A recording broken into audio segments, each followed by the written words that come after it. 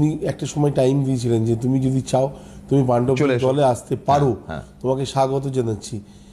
মানে আমি শুধু কর্ণের ক্যারেক্টারটা, মানে চরিত্র নিয়ে যদি ভাবেন আপনি, বা কি দৃঢ়তা, যে না আমি কোনো কারণে পাণ্ডবদের দলে যেতে পারি না, তার রিজন হচ্ছে একটাই, যে আমি যখন বস্ত্রহরণ হয়েছিল দ্রৌপদীর, তখন তাকে অনেক রকম কথা বলেছিলাম, তার মধ্যে অশ্লীল কিছু কথাবার্তা তো অবশ্যই ছিল, কিন্তু তার সত্ত্বেও বলেছিলাম তোমার 5খানা স্বামী রয়েছে, 6 নম্বর স্বামী থাকলে তোমার লাইফে সমস্যা কোথায়।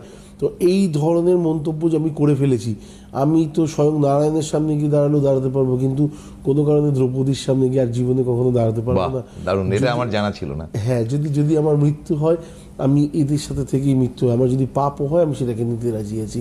আপনি আমাকে প্রভু ক্ষমা করবেন, পার্থ আপনি আমাকে ক্ষমা করবেন। তো এর থেকে বড় দান কি আর হতে পারে?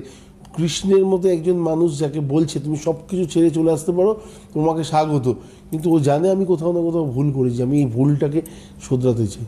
তো লাস্ট অব্দি ওইভাবেই শেষ করলো।